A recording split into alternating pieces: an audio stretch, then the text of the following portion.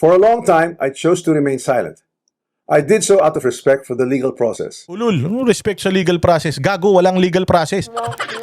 Oh, legal process, tarantado.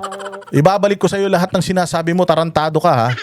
Anong legal process sa sinasabi mo? Inimpeach nyo nga si Inday Sara nung nakaraan Congress, ikaw ang Speaker of the House, pukin ng ina ka. Hindi nga kayo dumaan sa tamang proseso, kaya nga pinulis kayo ng Supreme Court. Anong respect sa legal process? Ulul. Walang legal process sa inyo. Ang legal process, si Franz Castro, convicted, convicted child abuser. Hindi nyo tinanggal sa Congress, hindi mo tinanggal sa Congress, tarantado ka. Anong sinasabi mong meron kang respeto sa legal na proseso? Si Arnie Tevez, mga bossing, congressman, ibinoto ng kanyang distrito. Anong ginawa ninyo? Dahil lang nagbubudots-budots, tinanggal ninyo. Tapos etong si Franz Castro, guilty sa korte sa kaso ng child abuse. Tapos hindi nyo tinanggal.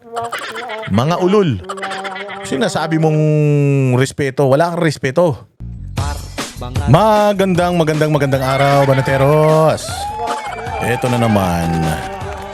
Nandito na naman ang inyong pinakapaboritong fake news peddler sa balat ng YouTube, Boss D, at your service. Magandang umaga, tanghali, gabi, mga kababayan. At pasasakitin na naman natin ang mga uluwatay, balon-balunan, puso, isip at kaluluwa ng lahat ng mga salot sa lipunan, mga kupal, animal, buwisit, pabigat, walang silbi, switik, mga putok sa buho, hindot, palamunin, sinto, baliw, abnoy, sabog, batak, bangag, adik, pusher, kawatan, kurakot, magnanakaw, sindikato, membro ng kuratong baliling sa gobyerno, madriaga, kidnap for ransom group, mga sinungaling, mambubudol, mga impacto, maligno, masasamang espiritu, masasamang elemento, mga demonyo, satanas, Judas, Barabas, Estas. Kamusta naman po ang buhay-buhay, panibagong araw, panibagong kupalan session na naman tayo. At katulad ng lagi natin sinasabi, nakapag-follow na ba ang lahat? Nakapag-subscribe na ba ang lahat? Mag-subscribe po kayo sa Boss Dada 2.0. Labas mo muna dito. At subscribe tayo. Type na lang sa inyong mga YouTube channels o sa mga YouTube search ninyo ng Boss Dada, Boss Space Dada Space 2.0. Lalabas po yung page na yan dyan sa may ibabaw. Subscribe po kayo dyan. Libre po yan. Libre na. Nabwisit pa kayo. Lahat ng mga nanonood dito sa Boss Dada TV, lahat na nanonood ngayon dito sa ating vlog, labas muna. Baka kasi, mainit ang mga pag-uusapan natin ngayon. Mamaya, pagkapasok ko, po, wala nang hinto yan.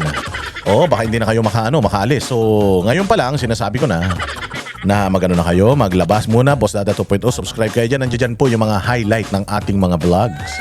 Mga malulupit na mga discussions per topic. Yung mga walang time para manood ng mahabang vlog dahil dito ako ang pinakamadaldal na vlogger sa buong universe. Hindi sa buong earth sa buong universe.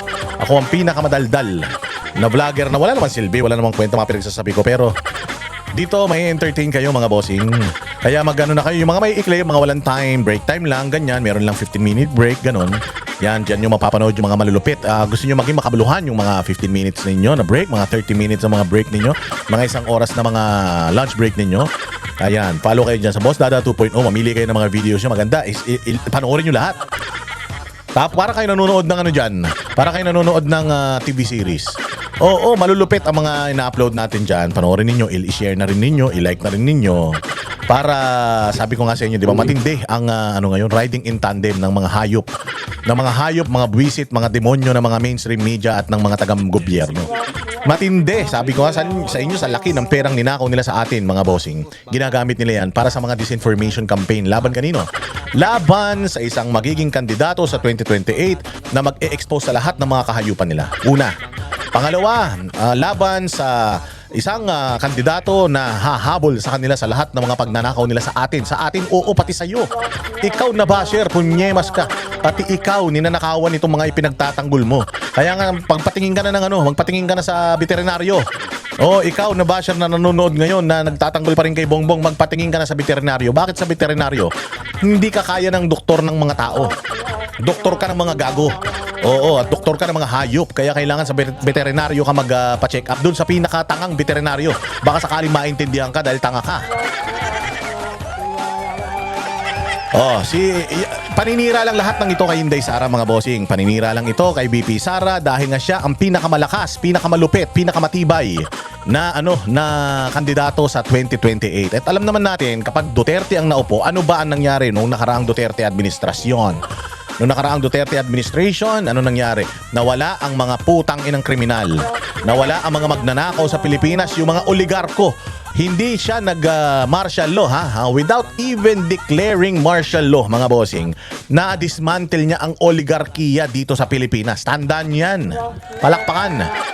Na hindi niya kailangang mag-martial law, hindi niya kailangang magbatas militar. Ginamit ni Pangulong Duterte ang batas, ang gobyerno, ang kapangyarihan ng gobyerno. Sinunod ang batas para papanagutin ang mga tax evaders sa Pilipinas. Yung mga bilyonaryong mga angyayaman na magnanakaw pa. Anong ginawa ni Pangulo? O pinagbayad niya ng buwis yan. Ngayon ba may ganyang balita? Yung administrasyon na may mga tax evaders na mga pinagbabayad nila ng buwis. Sino ang mga in-LOA nila? Ano yung LOA? LOA po sa BIR, yan po yung letter of authority. Ibig sabihin, iniimbestigahan ka nila o iniimpormahan ka nila na ikaw ay kanilang iimbestigahan. Kung ikaw ba ay nagbabayad ng tamang buwis. Sino ang mga pinaiimbestigahan nila dyan? Kami. Yung mga umatin dyan sa Quadcom, sa Tricom, ng mga ulol na mga congressman. Kami ang in-LOA. Tiningnan nila saan daw ba nanggagaling ay yaman naming gago. Wala kaming yaman, yabang lang, marami kami. Ay napahiya sila eh. Kasi pinakitaan ko sila ng pagbabayad ng buwis simula pa nung kasi ang hiningi nila may specific na period lang silang hinihingi. Employed ako during those times o dinasampal sa pagmumukha nila na ako ay isang lehitimong nagbabayad ng buwis, mga hayop sila. Tapos ninanakaw, siguro tinatanong sa akin, Boss Dada, nagbabayad ka ba ng buwis? Kasi kulang ninanakaw namin. Punyeta kayo. Gano'n ang mga nangyayari mga bossing. So, nung panahon ni Pangulong Duterte ganyan, hinabol niya lahat ng mga tax evaders. Ngayon, walang gano'n. Pagkatapos niyan, naubos ang lahat ng adik, naubos ang mga kriminal, lahat ng mga, yung red tape, nawala yan. Yung mga scammer, yung mga fixer sa gobyerno, mga ahensya ng gobyerno, nawala lahat yan. Syempre, unang-una pa sa lahat, yung mga komunista, naubos lahat yan. Yung mga anak ninyo, malayang nakakapag-aral sa mga universidad nang hindi nire-recruit ng mga putang ng mga NPA na yan. Yan yung nangyari nung panahon ni Pangulong Duterte. Yaan din ang reason kung bakit si Pangulong Duterte ay nakakulong ngayon. Kung ako ang isang Duterte, nakita ko yung nangyari sa tatay ko. Na sa kabila ng ginawa ng tatay ko sa bayang Pilipinas ay ginanon nila, hindi na ako tatakbo. Pero dahil nga si VP Sara nakikita niya na wala na siyang lusot dito eh. Wala na siyang takas dito. Whether she runs or not this coming 2028, they are going after lahat ng mga Duterte na hindi na makatakbo sa mga posisyon sa gobyerno. Bakit? Kasi alam nila na kapag Duterte ang nandiyadyaan sa gobyerno, hindi sila makakapagnakaw. Hindi sila makakapangulimbat, hindi sila makakakupit, hindi sila makakakickback. Ang mga hayop na yan, ang mga adik, yung mga drug lord. Kasi mga drug lord nagpapatakbo sa bayan ngayon. Hindi rin drug lord, sabi nila drug user pa. Yung nagpapatakbo sa bayan Pilipinas, sabi nila ngayon kapag Duterte ang nandiyadyaan, hindi sila makakasuyop. Walang mahuhuli na mga tunay-tuniladang mga droga na paiikot-ikutin din nila para pa ulit-ulit may nahuhuli sila kunyari pero wala naman silang drug lord na nahuhuli. Mga ulul, alam na namin yan. Kaya ngayon they are trying everything, lahat ng mga tingnan mo, ano yung mga binigkas ni Trillanes diyan sa Kongreso hanggang kay Kitty. Hanggang kay Kitty, inano niya yan, nilabas ni Trillanes, pati pangalan ni Kitty. Bakit? Kasi alam ni Trillanes yan, sa sobrang galing ni Pangulong Duterte. Lahat ng mga Duterte gusto ng mga tao na umupo sa gobyerno para patakbuhin ng bayang Pilipinas. Ganyan kagaling ang isang Duterte. Hindi yan galing sa isang malaking political clan Hindi yan galing sa isang malaking partido Hindi yan galing sa Metro Manila. Galing yan sa pinakadulo na parte ng Pilipinas mga bossing. Na ginawa ni Pangulong Duterte sa loob lamang ng 6 na taon, ginawa niyang maayos ang Pilipinas, nakumbinse ang buong Pilipino. Kaya nga ginamit ng Marcos yung mga Duterte dahil alam nila hindi na sila hindi na sila makakabalik sa poder hanggat may Duterte nagbigay paraya si Inday Sara. Kaya ngayon yun yung opportunity nila na nakita na walang Duterte na nasa mataas na posisyon, at kapag walang Duterte nasa mataas na posisyon, pwede nilang i-demolish na yan. Si Inday Sara, uunahin nila yan. Isusunod nila si Pulong, si Baste, hanggang kay Kitty. At maniwala kayo, pati si Omar, si Harold Duterte, si Vice Mayor Duterte dyan sa Davao City, iisa-isahin nila yan. Uubusin nila ang lahi ng mga Duterte. Kakasuhan nila ng mga kung ano-anong katarantaduhan para wala ng Duterte na eligible na tumakbo sa mga pang-nasyonal na posisyon. Ganyan ang plano nila, kaya pati si Kitty dinadamay. Imagine 2016, ilang taon lang si Kitty noon. Teenager lang si Kitty, hinuhulugan daw ng pera ng drug lord. Yung sinasabing drug lord na yun, wala ngang kaso ng droga yun. Sinasabi lang ni Trillanes na drug lord yun, pero wala namang mga kaso o conviction na makapagpapatunay na talagang drug lord itong sinasabi niyang tao na ito. And he's been harping that since 2016. Sinabi niya naman yan. Since 2016, paulit-ulit niya nang sinasabi niya. Kasi kung naniniwala siya na masama ang mga Duterte, sana hindi niya niligawan si Pangulong Duterte bilang presidente niya.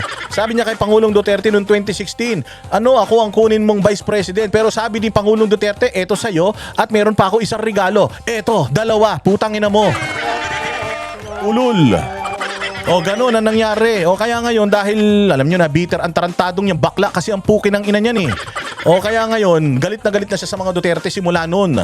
Dahil binasted ang buwaka ng ina niyan, ganyan ang ginagawa niya. Dinudurog niya ang mga Duterte, gawa-gawa ng mga propaganda. Propagandista yan, rebelde man yan eh. Sundalo yan, puta tumalikod yan sa chain of command. Oo, naging rebelde yung ulul na yan. So ibig sabihin, magaling lang itong tao na to para manira. Siniraan niya yung liderato noong panahon na siya ay nagre-rebelde pa, magdalo pa siya. O tapos nung nakapasok siya sa pamahalaan, yun yung pinakamalaking pagkakamali ng mga Pilipino, bumoto sila ng baliw. O nung nakapasok yan, wala nang ginawa yan. Noong si Pangulong Duterte, dati galing na galing siya kay Pangulong Duterte. Noong mayor pa, tapos nung biglang binasted siya, galit na siya. Since 2016, sinasabi niya na yan, ganyan ang mga utak komunista, mga boss. Ganyan ang utak komunista. Sabi ko sa inyo, paulit-ulit nilang sasabihin yan, walang katapusan. Oo, paulit-ulit nilang sasabihin yan hanggang sa marindi ka na lang, puta, dahil lagi-lagi mong naririnig, pinaniniwalaan na ng tenga mo na yun yung totoo. Kaya nga walang nagbago sa kanyang mga isinusumbong ngayon dyan sa Kongreso eh.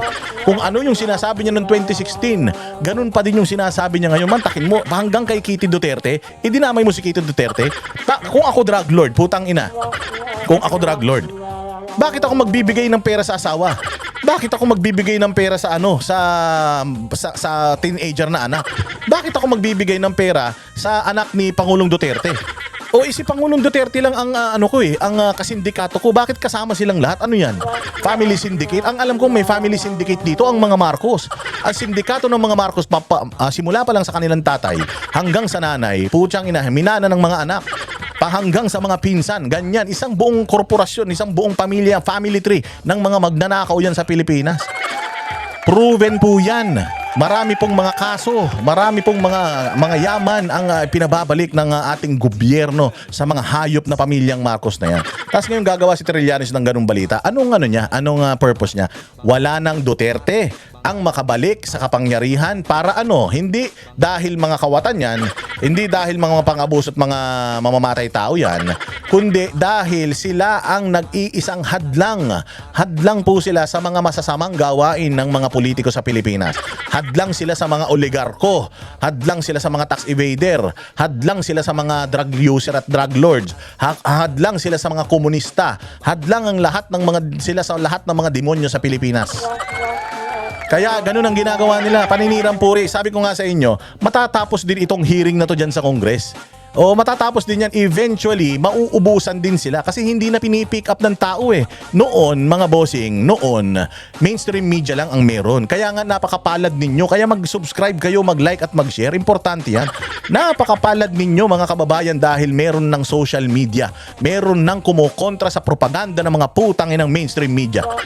Dahil kung wala ang vlogger, meron lang administrasyon na magnanakaw, tapos magnanakaw na mga politiko, tapos mainstream media, paid stream media na nababayaran. Wala na, lahat ng balitang makukuha natin, puro kasiraan na sa ikalaban lang sa politika. O ibuti may mga vlogger na na hindi na babayaran ang mga prinsipyo, hindi na babali ang mga prinsipyo, hindi tayo kailanman natatakot sa mga putang ina demanda at saka mga death threat na yan. Nandito tayo ngayon para i-expose ang ginagawang kagaguhan ng mga yan. Ilan ang nanonood sa atin, ilan ang nanonood sa mainstream media? Wala na. Pinapanood na lang ang mainstream media para mainis ang Pilipino. Pero sa totoo lang, tayong mga vloggers, tayong mga nagtatanggol sa mga Duterte, tayo ang babasag doon sa maling gawain ng mainstream media. Katandem ang mga putang ina magnanakaw sa Pilipinas. Tandaan nyo yan. Na-miss nyo ako? Ha? Ako lang ang nakakagawa nito. Ako lang ang gumagawa ng ganito bakbakan mula umpisa hanggang dulo. Kaya ganoon mga bossing. Kaya nga importante yung pagla-like at pag-share sa mga vlogs natin dahil tayo na lang Hindi tayo binabayaran ng mga Duterte. Wala tayong kinikita sa mga yan. Kung ganyang kalaki yung mga pera sinasabi nila dyan sa hearing sa Kongreso, napakakuripot naman ng mga Duterte kahit singkunduling wala tayong nakukuha. Ang nakuha ko nga lang nung Christmas, joy. Joy lang nakikita ko mali ang pamahalaan ngayon Alangan ang kumampi ko sa pamahalaan. Okay, Inday Sara, joy lang ang binigay sa akin. Bakit nakikipaglaban ako ng kagatan ng muka para ipagtanggol ang pamilya mga Duterte at ipaglaban na magkaroon ng Duterte ulit sa Malacanang sa 2028? Wala naman tayong kinikita kasi hindi na yan para sa atin, para na yan sa bayang Pilipinas. Lagi niyong tatandaan yan. Hindi nila tayo kaya. Mas marami tayo, 32 million ang bumoto kay Inday Sara 32 million ang bumoto kay Inday Sara. Pinakamalaki yan na boto na nakuha ng isang politiko sa Pilipinas. Tandaan natin dahil magaling ang kanyang tatay at dahil napakalakas ni Inday Sara, binabanatan, inuunti-unti, tinatadtad siya. Pero nakikita nyo ba si Inday Sara na bothered? Nakikita nyo ba si Inday Sara na nalulungkot? Hindi. Pero ang gobyerno ay wala na. Ang gobyerno bumabagsak na unti-unti. Hindi na natin kailangan ng people power dahil sila mismo sa sobrang ganid ng mga putang ina niyan, sa sobrang ganid ng mga magnanakaw na yan, walang mga kabusugan yan, sila mismo nagtatrayduran. There is no honor among thieves. Tandaan niyo yan. Kayo na mga kasabwat ni Bongbong at ni Romualdez, walang honor yang mga yan. Traidor yan, ilalaglag kayo niyan. Ikaw pangandaman, ikaw bersamin na bata, bersamin na matanda, ikaw lagdameyo kahit kapat session ka di umano ni Bongbong Marcos, puta, para lang mailigtas niya yung sarili niya sa pagkahulog sa bangin, itutulak kayo ng mga putang ina niyan. Tandaan nyo yan. Kita nyo ngayon, magpinsan, riding in tandem sa pagnanakaw sa Pilipinas, Marcos, Romualdez, dalawa sila nagsasaksakan sa liig. Maniwala kayo. Unti-unti, wala pa tayong ginagawa niyan. Panginoon Diyos ang nagbibisto sa kahayupan netong mga ito. Dahil na-check ni Romualdez na teka, parang ako na yata talaga. Teka, parang nilalaglag na ako ng pinsan ko, ginagamit ng pinsan ko si Boying Rimulya. Naku po, kaya nagsalita si Romualdez nung nakaraan lang at isa yan sa mga pag-uusapan natin. Wala pa tayong ginagawa niyan. Hindi tayo nagpi-people power. Sabi ko sa inyo, ang people power mga bossing nasa social media. Ipakita nyo, gamitin ninyo yung mga account ninyo. I-post ninyo yung mga mukha ng mga tarantado araw-araw paulit-ulit. Kung paulit-ulit sila sa paninira kay Inday Sara, wag tayong napapagod at mapapagod na ipagtanggol ang mga Duterte laban sa mga gumagawa ng masamang balita sa kanila. Gamitin yung inyong social media. 5 follower mo, 10, 1. Gamitin mo yung social media mo para ipakalat dun sa 5 mong follower na putya pinagtatanggol natin si Inday Sara dahil mahal natin ang bayang Pilipinas. Hindi lang kami na malalaki sa social media. Hindi lang kami ang dapat nag-iingay, pati ikaw dahil butante ka, may bilang ka. May bilang ka kasi kung mas marami sa social media ang nagpopropaganda laban kay Inday Sara sa dami ng ninakaw nilang pera sa atin, hindi tayo mananalo. Pero alam ko na maraming mga Pilipino na organic na mga totoong tao ang gusto ng mga Duterte sa 2028 at sa mga susunod pang mga salinlahi. Kaya gamitin ninyo ang inyong social media. Konti ang friends ninyo, marami ang friends ninyo, 5 ang account ninyo, gamitin nyo lahat yan. I-share ninyo lahat ng mga nakikita ninyong mga mali. I-expose ninyo sa inyong wordings. Kopyahin ninyo yung mga statuses namin, yung mga post namin, ipakalat ninyo yung idea namin. Itong mukha ko, hindi ko kinaka-copyright itong video ko. Gamitin nyo ito, i-share ninyo, i-upload nyo sa mga pages, YouTube channels ninyo. Kailangan kumalat ang boses natin na organic. Kahit wala tayong bayad, kasi maniwala kayo sa hindi, kapag hindi tayo lumaban, wala na tayong Pilipinas na maganda sa future. Okay? Sino may kaya niyan? Ako lang, nag-iisa. 7 kami, 7 pala. Banateros lang yan. Wala tayong pakialam kahit kanino. May away ang mga vlogger, wala tayong pakialam. Pakyo yan. O hindi natin pakikialaman yan. Bahala sila sa buhay nila. Dito tayo sa totoong issue ng bayan. Sa mga hayop na mga congressman na yan. Hindi pa tayo, ito ang people power natin dito sa social media. Nakaabang yung mga ulol na yan. Every time na nakikita nila yung mga mukha nila sa social media na binababoy natin sila. Ha? Ine-expose natin lahat ng kahayupan nila. Maniwala kayo, inis na inis yung mga yan. Baka sakali, sa isang araw, atakihin sa puso yan dahil sa isang post. Putsang ina, ang saya-saya. Yes. Yes. Amen. Alleluia. Kaya lagi niyong tatandaan yan. Importante kayo, ikaw. Oo, ikaw na nanonood dito. May Facebook ka, may TikTok ka, may Instagram ka, may YouTube ka. Alam mo na kung ano ang responsibilidad mo. Pag nanalo si Inday Sara sa 2028, pasasalamatan kita kahit mag-isang tao ka lang. Kahit wala kang follower, 10, 100, 500. Kahit na maliit na social media influencer ka lang. Ikaw ang isa sa mga dahilan kung bakit magkakaroon ng maayos na Pilipinas. Hindi tayo mananalo kung mananahimik tayo at tatama rin tayo.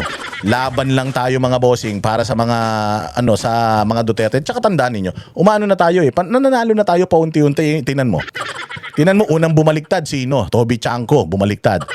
Susunod na bumaliktad si Zaldico. Tapos ngayon, nagbaliktaran na yung sila Bersamin, si Pangandaman. Ang tandaan ninyo ito, lagi niyong tatandaan. May lalabas na testimonya galing dito sa mga posibleng ilaglag ni Bongbong Marcos na mga tao niya. Kasi ang sinasabi nila si Bongbong Marcos, hindi lang siyang executive ulol. Sino pang executive? Putang ina niyan. Ang executive, pinamumunuan ng iisang tao lang. Presidente. 5 ba presidente? Tarantado kayo. Kaya dito mo malalaman, sabi ko nga nung nakita ko itong video ni Romualdez, sabi ko wala na. Talaga tapos na ito. Kaya kailangan mag-ingay ng Congress. Kailangan gamitin ng Congress yung pinaka walang kwentang armas nila. Sino? Si Trillanes. Kailangan nilang gamitin si Trillanes. Alam mo na kapag ang oposisyon or ang administrasyon ay wala ng kwenta kapag naniwala na sila sa aso. Alam mo na baliw ka kapag kinausap mo na yung aso ninyo. Pag yung tatay mo nakita mo, tay, asan ka? Pag nakita mo yung tatay mo kinakausap na yung manok, putang ina, baliw na yan. Baliw na yan, hindi mo na dapat pagkatiwalaan yan. Pag nakita mo yung kapatid mo nakikipag-usap na sa ipis, baliw na yan. Kaya nga alam ko na yung administrasyon palubog na. Bakit? Kasi hinugot na nila yung kanilang secret weapon. Secret weapon na dapat sinikret na lang nila. Sino yan? Si Antonio Trillanes. Putang ina. 10 taon nang naninira yan. Walang nakikinig yan. Binansagan pa ng Congress yan. Kain-tae talaga Congress Binansagan na nila yan na pambansang marites. Tapos ngayon ginagamit nila laban sa mga Duterte. Pag ginamit mo na, hinugot mo na yung Trillanes card, ibig sabihin, wala ka na. Dead end na. Wala na. Tapos na boxing. Kaya nga sinabi nila na ipapatawag si Trillanes sa Kongreso. Tawa ako ng tawa Putang ina, mabuti yan. Ginamit nila si Madriaga, tapos ngayon gagamitin nila si Trillanes. Noon pa dinidebank ang mga claim ni Trillanes na yan Wala siyang sagot doon sa mga debunk, doon sa kanyang mga pinaninindigang mga gawa-gawang istorya. Kailangan bang patunayan ni Trillanes kung totoo yan o hindi? Hindi niya kailangan patunayan. Bakit? Kasi ang trabaho lang ni Trillanes magkalat ng chismis. Magkalat ng chismis, yun lang. Pag sinukol mo yan, ididimanda ka niyan. Yun lang ang ginagawa ng ulol na yan. At saka yun nga yung sinasabi ni Inday Sara na malaking pagkakamali ni Pangulong Duterte kasi hindi niya pinansin si Trillanes. Hindi niya pinansin si Trillanes. Sabi ko kung mamamatay tao talaga si Duterte, papatay niya si Trillanes, ba't buhay na buhay yan? Ibig sabihin, walang kwentang tao yan si Trillanes na kung totoong mamamatay tao si Pangulong Duterte at pumapatay si Pangulong Duterte ng mga kriminal. Mantakin mo, hindi siya nagsayang ng bala para kay Trillanes kasi wala talaga siyang kwentang tao. Tandaan niyo, walang kakwenta-kwenta yan si Trillanes na yan. Kaya nung hinugot nila yan, sabi ko tapos na boxing, mantakin mo, hinugot mo, walang kwenta. Kumbaga, naglalaro kayo ng computer, Street Fighter, tapos ang binunot mo, putang ina yung walang kapangyarihan. Bobo itong mga congressman na ito. Bobo kayo, mga punyeta kayo. Bakit? Naniwala kayo kay Trillanes. Hindi nga nanalo sa Caloocan yan. Hindi nanalo sa Caloocan yan. Iilan lang ang kukumbinsihin niya para maniwala sa kanya. Walang naniwala sa kanya sa kakarampot na populasyon ng Caloocan. Tapos pinapanalangin ninyo na sa sinasabi ni Trillanes siya maniwala yung buong sanlibutan. Mga ulul. Walang maniniwala dyan noon pa. Aso na ang tingin ng tao dyan Oo, ang tingin ng tao kay Trillanes tae. 2016 hanggang ngayon yan pa rin ang hinaharp niya kasi yun lang talaga doon lang siya magaling. Paulit-ulit niyang sasabihin yan hanggang sa maniwala ka. Ikaw, naniniwala ka na ba? Kung naniniwala ka, tanga ka. Bobo ka. Pinag-aral ka ng magulang mo, pinalaki ka ng magulang mo, nakinig ka kay Trillanes, putang ina, pinutok ka na lang sana sa kumot. Sana ininuman ka na lang ng Cytotec. Sayang ang buhay mo. Naniwala ka sa walang kakwenta-kwentang tao, mas walang kwenta ka. O kaya ayan, ngayon nagkakagulo na sila. Away-away na sila. Si Bongbong Marcos nagpakalat na daw ng fake news. Fake news daw na si Saldico nahuli niya. Eh alam ni Romualdez Pucha, nahuli si Saldico. Ilalaglag ako niyan. Ba't mo hinuli yan? Pinatakas nga natin yan tapos huhulihin mo. Kaya hinuhuli ni Marcos yung kunyari si Saldico para tumibay yung image na gusto niyang i-project na kung talagang ayaw kong masolve ito at sangkot ako, ba't ko ipapahuli si Saldico? Eh hindi naman totoong nahuli si Saldico Eh dahil mga praning, putang ina sumisuyop Humihigop. O ngayon, napraning ngayon to si Romualdez. Sabi niya, shit, nahuli na si Saldico. Tangina akong tinuturo niyan si Bongbong tinuturo niyan. Pucha, tapos ito pa si Rimulya, sinasampahan pa ng kaso. Etong mga kami, nila Chis Escudero, Diyos ko po, kaya gusto na sanang tumakas. Gusto nang tumakas. Puta na hindi tumakas. Pero alam nyo ba na tinanong namin si Egay Irice. Sabi namin, Egay, ito ba si Romualdez? Nakikita mo pa sa Congress? Matagal na daw niyang hindi nakikita. So baka palabas lang to ng magpinsan. Baka si Romualdez wala na dito yan. Nakita mo yung background niya? Nakita mo yung background ng ito. Papakita ko sa inyo ipapakita ko sa inyo yung ni Martin Araw sa inyong lahat. Ayan For a long time, I chose to remain silent. Bisit. I did Saglit so out lang. of respect. Dahil mo sinasabi. Tingnan mo yung background ng niya. Ano lang yun, ano yung background na yan? Hindi mang kortina yan. Parang green screen, blue screen, parang dingding na normal lang yan. Ang yaman nito. 12 bahay sa Forbes Park nito. Oo, maniwala ka. Nakita mo yung na yan, yung dingding na yan. Very yan. Palagay ko, walang parte sa bahay nito na ganyan ang itsura ang dingding. Wala ito sa bahay niya. Sigurado ako wala ito sa Pilipinas. Kasi kung nandoon sa opisina niya, may pangalan yung lamesa niya, tapos yung dingding niyan, may mga painting niyan. Bilyonarong hype na yan Bilyonaryo yan. Magkano lang ba ang pera niyan noon? 500 million lang, naging 3.5 billion San galing yan? So, dito makikita mo na parang wala na siya sa Pilipinas dito. Hindi ko sinasabing wala na siya sa Pilipinas, pero parang wala na sa Pilipinas. Palabas lang nila magpinsan yan. Pero nag-aaway na yan silang dalawa. At naku po, maglalaglagan na yan. Maririnig nyo dito. Alam ko naman narinig nyo na to, pero maganda mahimay-himay natin. Bawat sasabihin niya dito para talagang maintindihan ninyo. Kasi English Tanga kasi mag-Tagalog to. Bobo to kaya nag-i-English. Pero tingnan mo itsura. Putang payat na. Ayan na. The day of reckoning is coming. Kita ninyo. Paano ba nagsimula ang lahat ng ito? Bibigyan ko lang kayo ng grabe ang haba ng intro. Hindi intro to, content na to. Pero dahil nga napaka tarantado natin. Kaya ang dami natin lagi sinasabi. Wala naman kayo makikita ang ganyang vlogger. Mga ibang vlogger dyan, play ng video. Wala namang, kasi hindi na nagsasalita. Para lang. Dito, puros, pinuntahan nyo itong channel na to, hindi dahil sa mga pinakikita ko, kundi dahil sa akin. Ngayon mga bossing.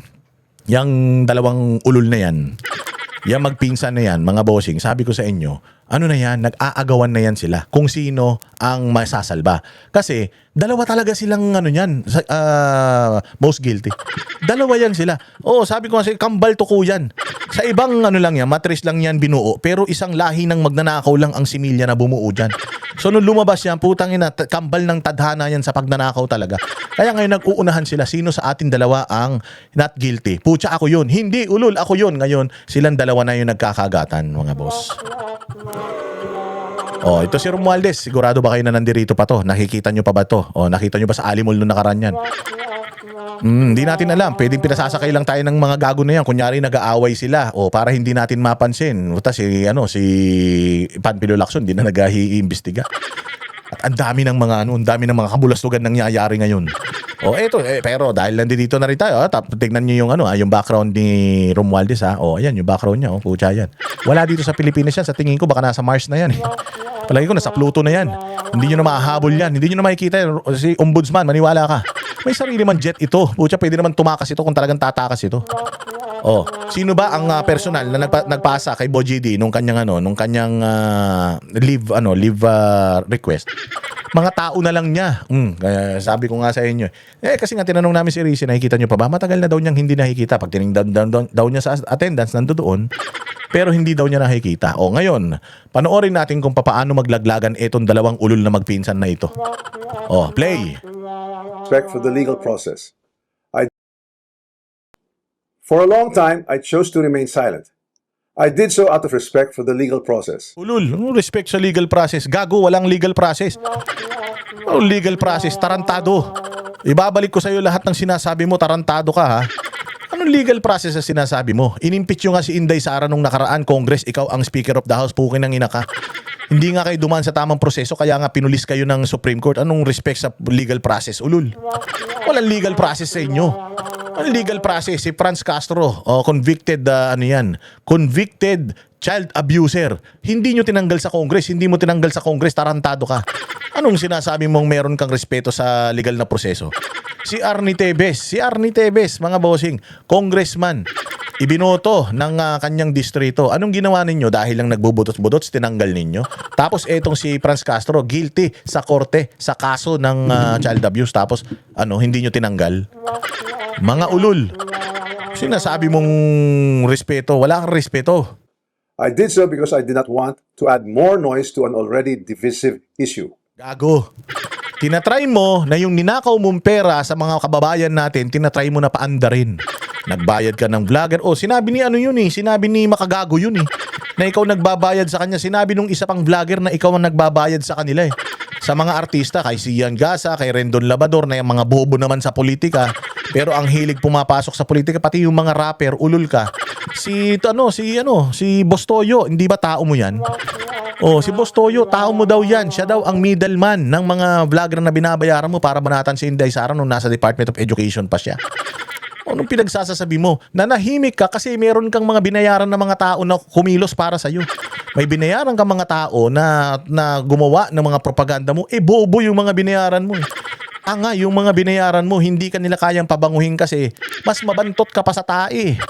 Kaya naging tahimik ka kasi nga may gumagawa nun para sa'yo. Bobo ka naman Paano mo ipagtatanggol sarili mo? Less talk, less mistake ka. Kaya lang, activate ka ng mga tao na magiging tagapagtanggol mo. Yung sinasabi mo? I did so because I believed that if I cooperated fully, submitted myself to the proper authorities, and answered every question asked of me, the truth would eventually speak for itself. But there comes a point when silence is no longer prudence. My silence has been abused and weaponized to build a narrative that is false, twisted, and unfair. Anong false, twisted, and unfair? Paano false, twisted, and unfair yung pinagsasabi mo? GAA 2025, corrupt. Corrupt yung GAA 2025. Tapos nung tiningnan daw ng mga congressman, mas corrupt yung 2024. Ikaw ng Speaker of the House. Ganito ang budget procedure Ganito ang budget procedure. Magsasabi ang presidente kung magkano yung lalaruin na budget para sa susunod na taon. Diba sinabi niya 6 trillion.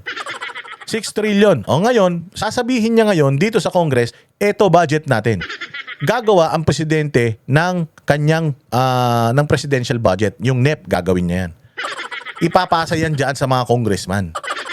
Tapos yung congressman ang mag-a-allocate ng mga budget sa mga ahensya ng pinsan niyang ulul.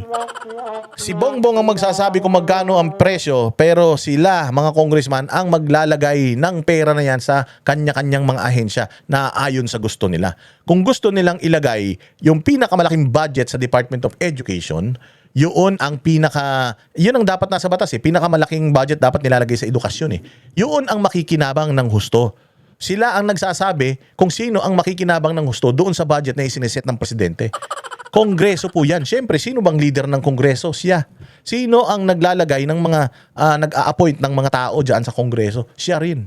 Dahil majority kanya. So, ang gagawin niya, siya maglalagay. Ako maglalagay sa DPWH. Ilang taon na 2022, 2023 pa lang yata, mataas ng budget ng DPWH. Nasa batas, dapat DepEd ang pinakamataas na budget na makukuha. So bakit mo pinapayagan ikaw mismo na mataas ang budget ng DPWH? Kasi nga nanakawin niyo yung pera. Kasi nga si Bernardo, si Alcantara, sinabihan na kayo, lagyan nyo kami ng malaking pera, mas malaking pera ang makikickback nyo. Bakit? Kung dati 10 proyekto lang yung kinikickbackan natin, gagawin nating 100. Basta ilagay mo sa akin yung karamihan ng mga budget na sinasabi ng Pangulo na yan. So, Ulol, wag mo sabihin na wala kang kasalanan. Kongreso ang nagbabalangkas. Kayo nga ang may power of the purse. Wala ang power of the purse sa Senado. Pag naglagay kayo ng mga budget, pupunta yan sa Senado, tapos i-review lang ng Senado yan.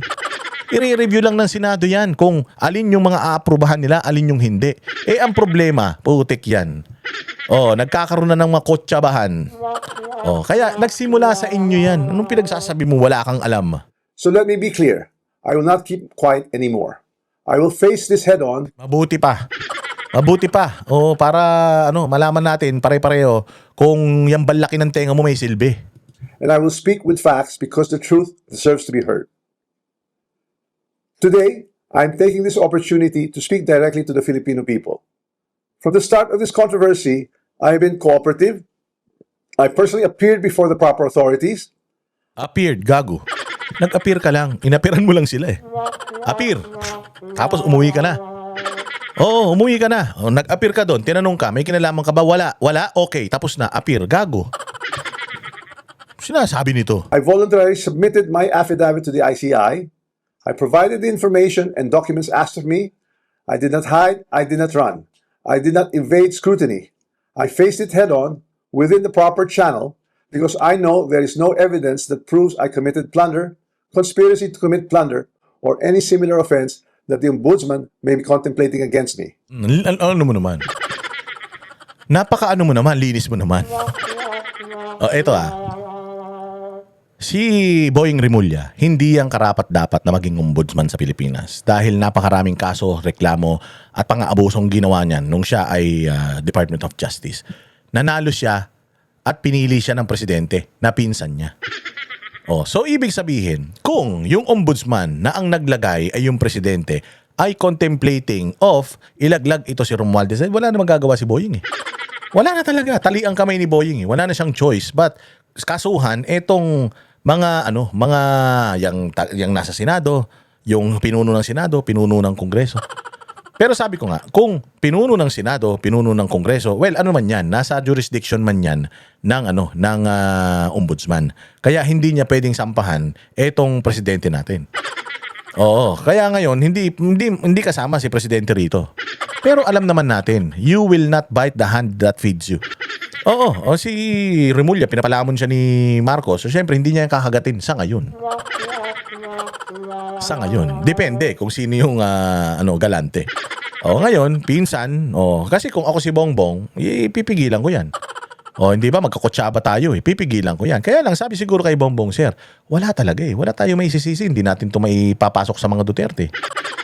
Hindi natin ito may papasok sa mga Duterte. Bakit? Maagang umalis si Inday Sara sa atin eh. Pwede man sana. Kung si Inday Sara pa rin ang vice-presidente mo, pwede nating ituro. Si Inday nag-utos eh. Kaya lang, matalino si Inday. Sabi ni Inday, putang ina nitong mga to, mga magnanakaw to, alis na ako dito. Maagang jumapship si Inday. Ngayon, wala silang maisip kung kanino isisisi ito. Kasi kahit kanino mo isisi, uuwi pa rin kay presidente. Nanghihingi lang naman ang mga tao ng big fish. Yun lang naman ang hinihingi natin. Kaya nga sabi ko nga sa inyo, bakit napipressure si Bongbong ngayon? Bakit napipressure si Martin Romualdez ngayon? Dahil sa atin. Dahil ba sa mainstream media? Hindi, kakampil na mainstream media. May-ari ng bilyonaryo daw yan eh. Tapos, part ng ABS-CBN, siya rin daw may-ari eh, daw. So, maraming maraming mga media, marami pang mga vlogger ito. Pero dahil mas marami tayo at mas masakit yung mga sinasabi at mas makatotohanan yung mga sinasabi natin, sakit na sakit sila. So ngayon, ako si Bongbong Marcos, alam ko na ako sa akin uuwi yan. Kasi katulad nung nangyari kay Pangulong Duterte, yung mga polis ang pumatay sa mga sa war on drugs, let's assume na talagang may patayan, na si mga polis ang pumatay, pero tingnan mo sino ang nanagot. Si Pangulong Duterte nandoon sa ICC. So hindi nila pwedeng sabihin na labas ako dyan. Samantalang kay Pangulong Duterte, yun ang naratibo nila eh. Ikaw ang nag-utos eh. Ikaw ang nag-activate noong war on drugs eh. So lahat ng mga namatay dito sa war on drugs ng hindi karapat-dapat, pananagutan mo yan, presidente ka eh. Sinabi naman ni Pangulo yun, pananagutan ko talaga. Presidente ako eh. Kung pumalpak yung war on drugs ko, ako yan, pananagutan ko yan. Kung hindi pumalpak, okay. So ganun din dito kay Bongbong Marcos. Kung ano man ang nangyayari sa administrasyon niya, hindi niya pwedeng sabihin na wala siyang pananagutan. Siya nga ang pinuno eh. siya ang pangulo eh. Siya ang may control ng lahat ng bagay. Meron siyang veto power. Pwede niyang hindi pirmahan yung budget kung talagang nag-aaral siya. Kung talagang nagbabasa siya, pwede niyang pirmahan. Pero hindi eh. Kaya alam ni Bongbong, sa kanya uuwi lahat ito. Kaya ang ginagawa ni Bongbong, dahil nang hihingi yung tao ng big fish, hindi naman sila magsasakripisyo ng mga tao kung hindi sila nasasaktan sa atin eh. Dahil mas marami tayo na nang hihingi ng big fish at malapit na yung eleksyon, mga bossing. Tinatry ni Bongbong na yung mga kasapakat niya rito. Ako naniniwala ako na si Bongbong nung una gustong maglingkod. Kaya lang nagulat siya nung makita niya na sobrang laki pala ng pera na pwede nilang kulimbatin. Na-activate ngayon yung natutulog na magnanakaw na lahi sa utak niya, nagising ngayon. O inalok nito, palagay ko inalok nito sa kanya yung scam ng DPWH. At sinabi palagay ko nung presidente na basta wala lang basta wala lang aberya o sige, bahala na kayo diyan. Pipirma lang ako ng pipirma. O kaya ngayon feeling ni Bongbong, dahil hindi naman siya ang nag-arkitekto talaga noong pagnanakaw na yan, ang totoong nagkaroon ng connivance diyan DPWH at saka ito. Tsaka si Zaldico, si BBM, inano na lang nila kumbaga inaning nila kung ikaw addict ka. Saan kanila aaningin? Sa drugs. Sir, ang laki ng kikitain natin.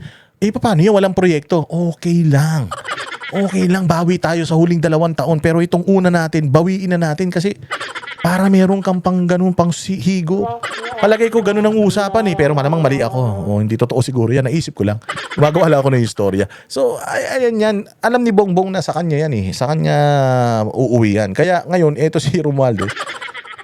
Ito si Romualdez ang inilalaglag niya sa tulong ni Zaldico na kahit hindi niya naman nahuli, sinabi niya na nahuli. Kasi palagay ko, si Bongbong Marcos, tinatry niya na ito si Zaldico makipag-usap sa kanya para pag uwi dito sa Pilipinas, kung magtitiwala si Zaldico sasabihin niyan, Zaldico, alam na nila kung nasa si Zaldico kasi sila nagpatakas dyan kaya nga nagagalit ito si Romualdez at gusto na rin tumakas kasi nakikita niya yung pinsan niya parang pauuwiin dito sa Pilipinas. Pag umuwi yan, ituturo siya So ngayon, ito si Bongbong dahil siya yung mas may kapangyarihan. Siguro, nahanap niya na si Zaldi, nagkaroon na siya ng avenue, pinapangakuan na siguro niya si Zaldi ko. Sinasabi siguro niya, Zaldi, pauuwiin kita. Pag uwi mo, si Romualdez lang ang ituturo mo, hindi ako Si Romualdez lang. Oo, si Romualdez lang. Tapos mamadaliin natin. Ikaw ngayon ang least guilty. Ikaw ngayon ang papaboran ng ombudsman, gagawin kang state witness. Tapos ilalaglag natin tong malaking tenga na to. Siyempre tatanungin nila, paano hindi naman nagre-release ng budget ito si Tenga. Wag ka mag-alala. Palalabasin ko na si Pangandaman gumagawa siya ng na si Pangandaman kasabwat dito, nagre-release siya ng pera na hindi ko alam. Yun yung pinalalabas nilang naratibo ngayon So ngayon si Zaldico, siyempre na siya, push na siya to the wall. Kapit na sa patalim yan. Ganun din naman ang kahihinatnan, kakatayin din naman siya ng mamamayang Pilipino, magtitiwala na siya kay Bongbong. Ilalaglag na lang niya ito si Romualdez. Kaya dahil nakikita ni Romualdez yung playbook, kasi yung playbook na yan, playbook nila yan silang dalawang may playbook niya. Ngayon ginagamit na ni Bongbong yung playbook sa kanya. Tapos na kay Bongbong ang police, na kay Bongbong NBI, na kay Bongbong ang ombudsman.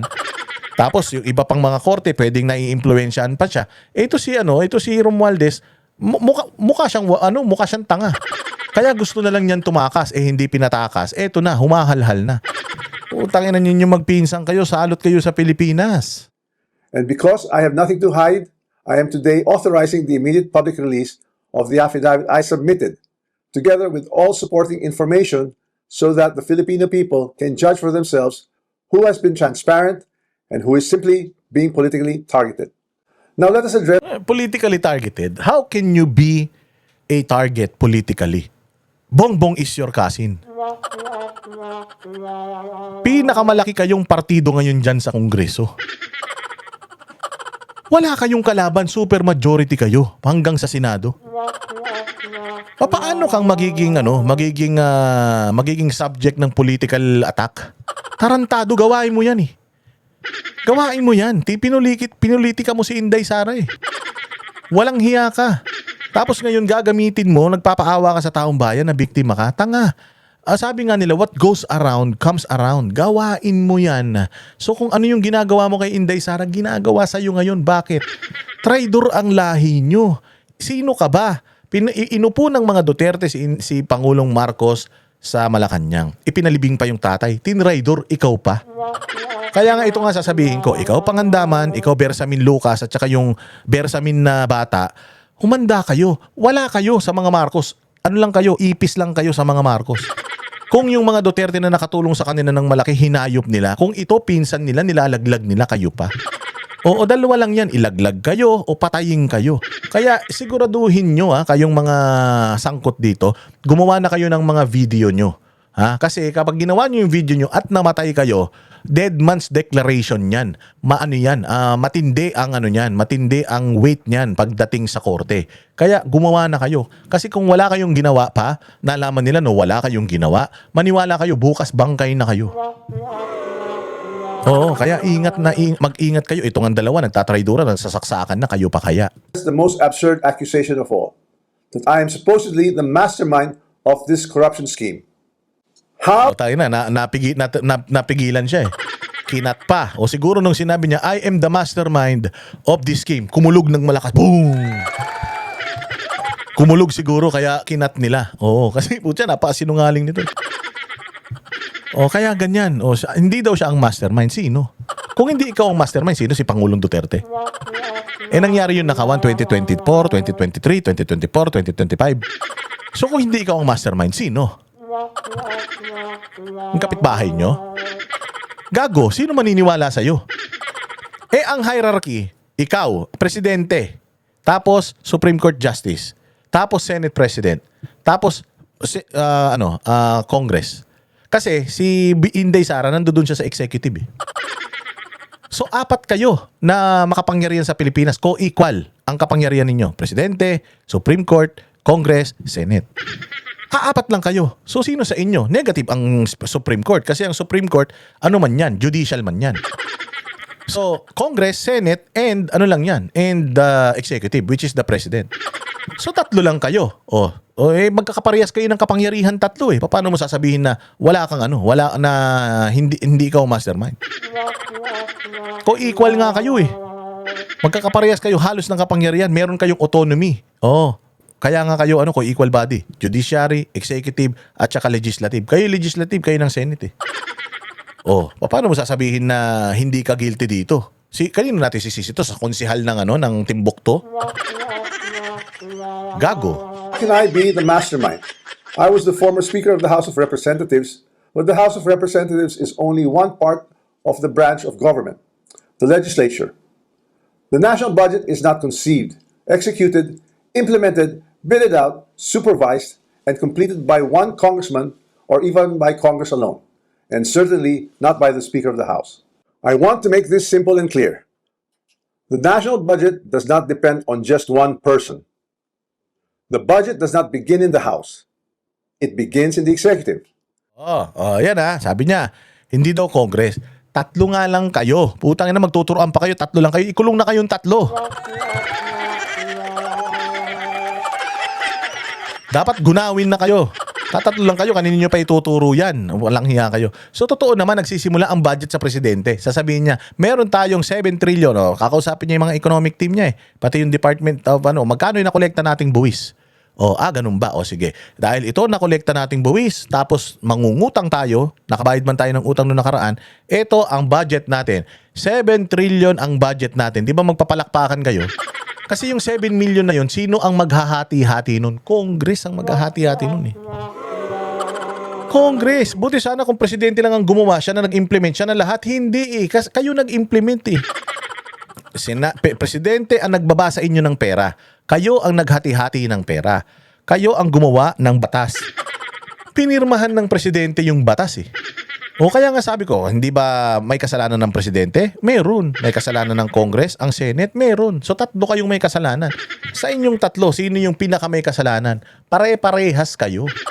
Pare-parehas kayo kasi nagkutsabahan kayong tatlo na nanakawin nyo yung pera. Kaya nga ipinasan nyo yung budget na yan. Kaya nga sandamukal na insertions yung pinagpupunta nyo dyan Tapos ginamit nyo yung mga ahensya ng gobyerno para gumawa ng corruption doon sa loob ng kanilang mga ahensya. Tapos bigyan kayo ng mga komisyon, mga hayop kayo. Ganon ang style ninyo. Sinasabi mong wala kang kasalanan. Nagsimula sa sa presidente, pero ang proseso dadaan sa'yo. Ikaw maghahati. Tapos pag-uusapan nyo ng Senado, okay ba tong ginawa namin? Sasabihin ng Senado, hindi, ayusin natin tong part na to. O sige, o tapos okay na ba yan? O sige, approve na sa amin, ibalik mo na sa taas yan. O si Bongbong, siguro lasing. Nag-usap naman na kami ng pinsan ko, okay na daw to. Pirma na lang ng pirma si Tarantado. O, may kasalanan siya? Siyempre, siya presidente ng Pilipinas eh. Budget ng Pilipinas ang pinag-uusapan eh. Sino ba may hawak ng budget ng Pilipinas? Police. Kasi katulad niya kay Pangulong Duterte, yung police ang gumawa ng kasalanan. O, nanagot siya. Ito pera ng taong bayan. Sino bang may hawak ng pera ng taong bayan? Presidente, Congress, Senate. Huwag kanino natin isisisi yan. Sa kanilang tatlo lang. Tapos wala kang kasalanan. Gago, ikaw ang gumawa nung pinapirmahan mo sa presidente, wala kang kasalanan. Tarantado ka. The agencies and departments prepare their proposals. The executive consolidates them into the National Expenditure Program. And that program is then submitted to Congress. Tapos? From there, the House deliberates, but the House is not one person. And it is certainly not the Speaker alone. Pero, ikaw ang pinuno, House, sa'yo yan. Ikaw ang boss eh. Di sana hindi ka tumakbong speaker. Di sana hindi ka nag-speaker of the House kung ayaw mo palang masisi. Kung ano ang direksyon ng speaker, yun ang susundin ng kanyang mga congressman. Hindi pwedeng mag-a-act alone yung mga congressman. Kasi dyan sa Kongreso, para kayong isang maliit na bansa. Ikaw ang pinuno ng bansa na yan. Meron dyan education, meron dyan transportation, meron dyan science, meron dyan agriculture. Nandiyan yan sa loob ninyo. Para rin kayong munting kaharian. Sa munting kaharian, may hari, ikaw yun. Sino nasusunod doon sa munting kaharian? Siyempre yung hari, gago ka ba? It is a collegial body made up of hundreds of members, multiple committees, vice chairs, and institutional processes. In fact, there are around 85 committees, each with its own jurisdiction, leadership, and members. Yes, and that committee, makakarating sa'yo yan. I-review mo yan. Pasok ba yan? Pasok ba yan doon sa doon sa gusto ng principal? Kasi tinan mo, pag SONA, sinong nakaupo sa likod ng presidente pag nagsasalita siya, nagsisinungaling sa Pilipino? Senate President at saka Speaker of the House. Tatlo kayo nandoon. So kung ano yung sinasabi ni Bongbong doon na pinapalakpakan nyo noon, putangin na pinag-usap-usapan nyo na yun. Nag-a-agree kayo doon. So ikaw bilang Speaker of the House, ang gagawin mo, kung ano yung advokasya ng presidente, yun ang ipaprioritize mo. Kasi kung sinabi ng presidente, pagandahin ang Pilipinas, yung mga yung direksyon ng mga committee dyan, papunta doon sa direksyon ng presidente. Yung presidente nagdadrive eh. Ngayon kayo bilang mga congressman, kayo ang nagbibigay sa kanya para kayong ways. Turn left, ganun. Tapos yung presidente, kakaliwa lang yun. Ganun ang trabaho nyo.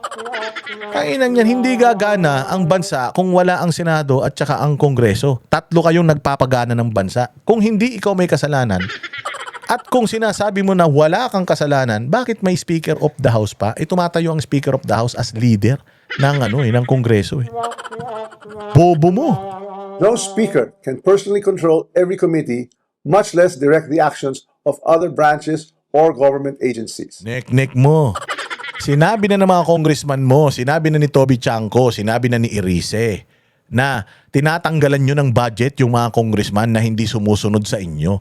Hindi nyo talaga sila dapat kinokontrol at kayang kontrolin. But dahil nga, yung pera nasa iyo, at ikaw ang namimili at ikaw ang may kapangyarihan na sabihan yung pinsan mo alin dito sa mga insertions na ito yung popondohan ng DBM. Dahil ang DBM hindi magre-release ng pera yan kung hindi aprobado ng presidente. Dahil pinsan mo yung presidente, alam ng mga taga-Congress na masyado kang malakas. So kahit na hindi mo kami dapat impluwensyahan, dahil ang lakas-lakas mo, mai-impluwensyahan mo kami. Dahil sasakalin mo yung budget namin eh. Hindi mo kami bibigyan ng proyekto eh. Tatalunin ako ng kalaban kong congressman sa susunod na eleksyon dahil lahat ng mga nirequest ko na project insertions ko, hindi mo pinondohan eh. Ngayon, susunod ka sa akin. Popondohan kita, susunod ka sa akin. Siyempre ako, timawa ako, susunod ako sa iyo. Susunod ako sa iyo. Ang congressman ba, kumita personal? Pwedeng kumita, pwedeng hindi. Depende sa congressman. Dahil may mga congressman pa rin naman na talagang gusto nila yung na hindi tumatanggap ng kickback sa kanilang mga proyekto. Pero sigurado ako na ito sa lahat ng proyekto na pinondohan ng DBM, pinondohan ng executive, palagay ko kumomisyon ito.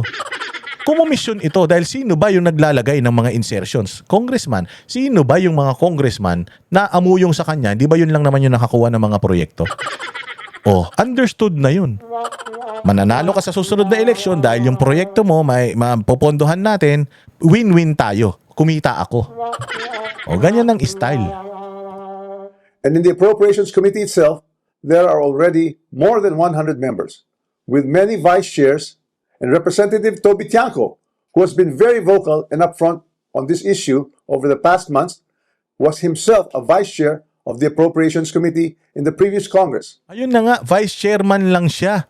Sinasabi mo na may kinalaman siya, ikaw wala. Si Toby Tiangco, vice chairman. Sinasabi mo na may kasalanan, tapos ikaw na leader, wala. Parehas lang kayo ng style na ginagawa ng presidente. Na si presidente bilang siyang nagbibigay ng direction, nagbibigay ng blessing sa lahat ng lahat kailangan may blessing niya, may pirma niya. Lahat ng desisyon kailangan alam niya. Tapos nung pumalpak yung desisyon, sasabihin niya, hindi ako na ganun yan, nagplano niyan. Pero siya ang pinuno. Ganun na ganun din ang ginagawa mo. Sinasabi mo si Toby Tiangco, vice chair. O vice chair lang siya, speaker of the house ka eh. Kung ganun ka pala makapangyarihan ng vice chairman, bakit nag-speaker of the house ka? Patay gutom ka sa kapangyarihan. So I have to ask, if there were real concerns about irregularities in the budget process, why were these not formally raised during the deliberations or even during the plenary? The budget deliberation does not stop. Sinabi na nga nila kung bakit. Kapag nag-oppose ka, wala kang budget. Pag hindi ka nag-oppose, may budget ka. Ngayon, pag nag-oppose ka, wala ka ng budget, tatanggalin ka pa. O hindi ba si Irisi tinanggal nyo as minority floor leader? Si Toby Tiangco, di ba tinanggal nyo rin? Si Marcoleta, tinanggal nyo rin nun. Ganun kakatarantado noon eh. In the House. The Senate also conducts its own deliberations, reviews its own version, and plays its own role in shaping the final budget, and it is not a bystander. It is an active constitutional participant in this process. After that, the House and the Senate reconcile their versions in the bicameral conference committee. Only then is the final bill transmitted to the President for approval. Kanino nang galing yung pinagdideliberatan, pinag-uusapan, pinagtatalunan ng BICAM? Kanino galing? Sa Congress. Kayo ang gagawa ng batas, i-adapt ng Senado yung ginawa nyong batas. Tapos sasabihin mo walang kasalanan. Walang i-adapt ang Senado, ha? Walang i-adapt na batas ang Senado kung wala kayong ginawa. Ngayon, kung ang 2025 budget ang pinaka-corrupt, actually 2024 yung pinaka-corrupt. But again, maraming mga 2024 kasi hindi alam kung alin yung mga proyektong sablay pa eh. Itong 2025 lang pinag-uusapan eh. Ang daming palpak na na proyekto ngayong 2025. Lahat ng mga proyekto na 'yon, kayo ang nagpasok. Inapprove ng Senate, inadapt ng Senate. Kayo gumawa, yung Senate inadapt 'yon, pinirmahan, tapos dinala niyo sa presidente. Pinirmahan din ng presidente. Tapos wala kang kasalanan. Ano ka nun tulog? Gunggong. Or veto. So let us be honest about what becomes. Ayun na nga, totoo yan. Ang presidente kaya niyang i-veto. Oo. Pero nga dahil nga magkakukutsaba kayo, wala nang ganun nangyari. Pagdating sa inyo, inayos nyo na sa inyo. Tapos pagdating ng Senado, meron silang reklamo. Pero dahil nga malakas ka sa presidente, kung ano yung gusto nyo, yun pa rin ang masusunod. Sinabi na ni Inday Sara yan eh. Meron sa DepEd. Ito yung budget ko. Ang ngayon, ang ginawa nila, dinagdagan nila yung budget, pero binawasan nila yung total na budget na mapupunta dun sa proyekto.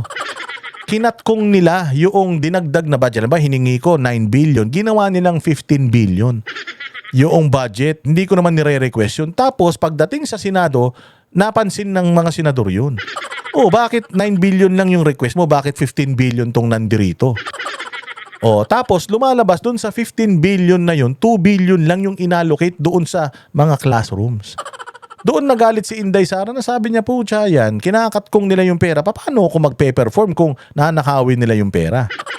O, sinabi ng Senado, sisilipin nila, sinabi ng Department of Education noon na ganun yung sistema. O tingnan ninyo, biglang magugulat ka. Sabi ng Senado, sisilipin nila, pero kung ano yung unang-unang na-transmit sa Senate, yun pa rin yung inapprove.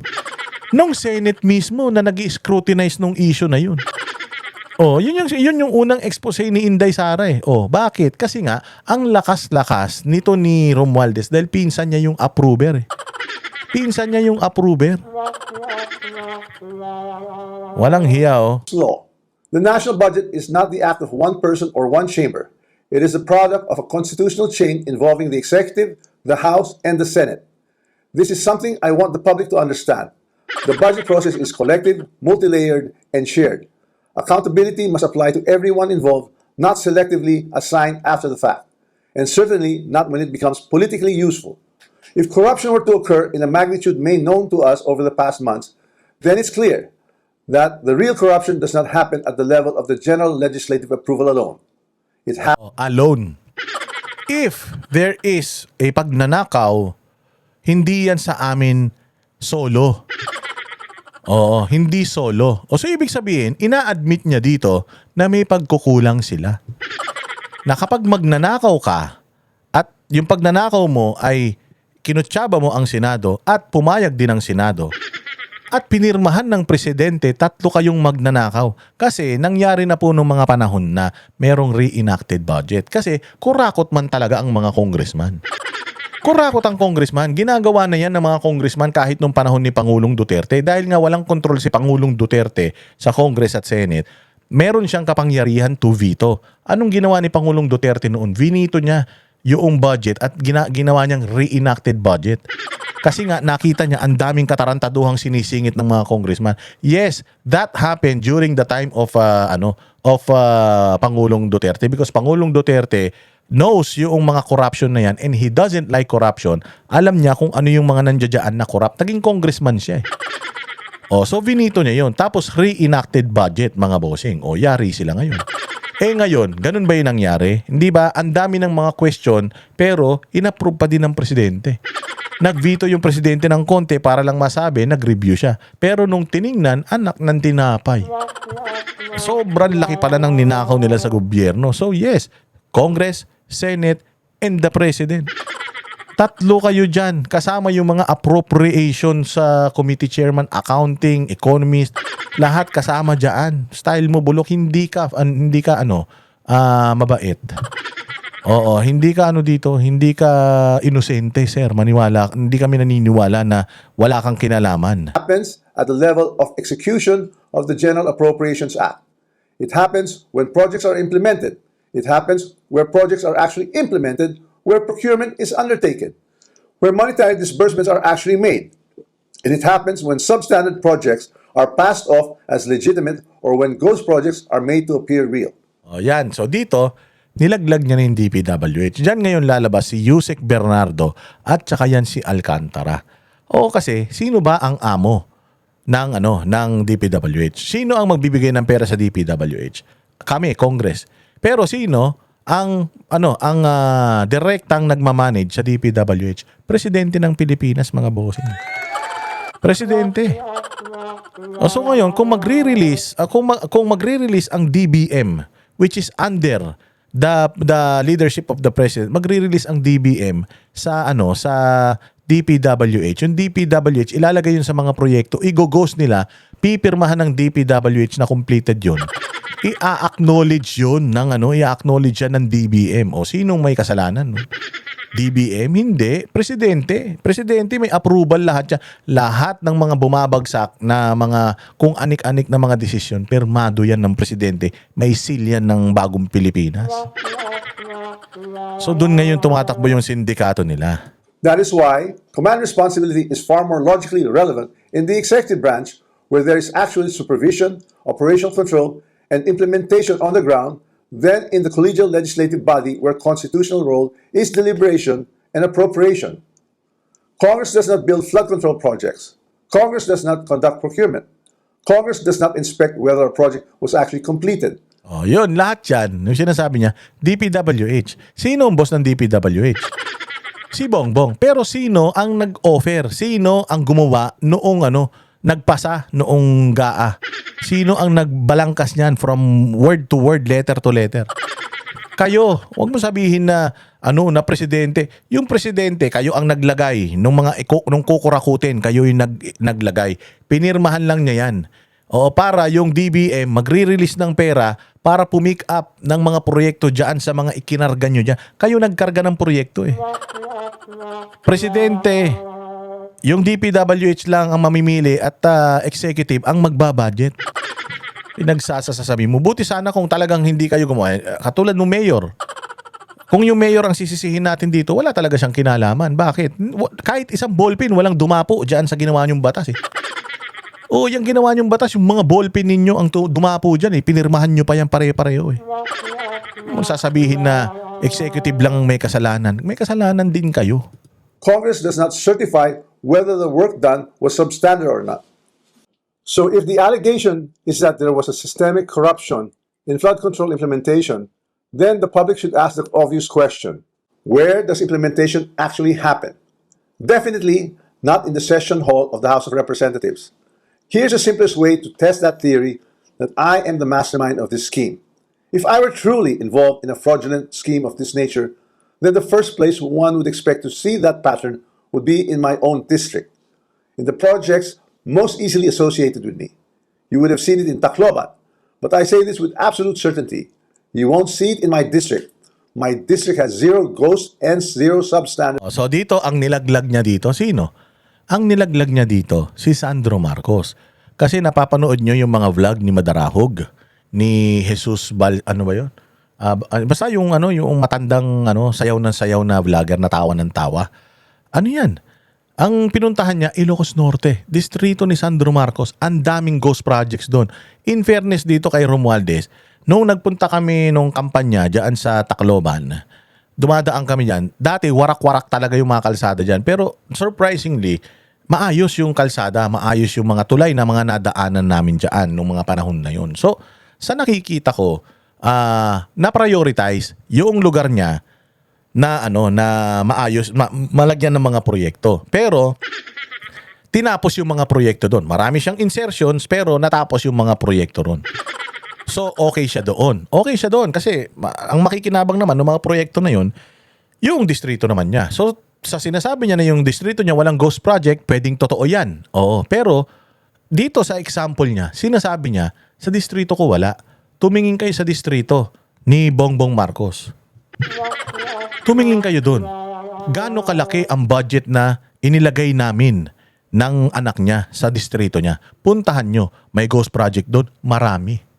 So talagang nilalaglag na nito ni Romualdez yung mag-amang Marcos. Kasi natanggal ito si Romualdez sa pagiging speaker. Pinalit yan si Bogie D. Ang nagpatanggal daw sa kanya, yang si Sandro Marcos. Oo, kasi nga hindi na daw sumusunod. Sobrang magnanakaw nitong uncle ko, wala na akong manakaw.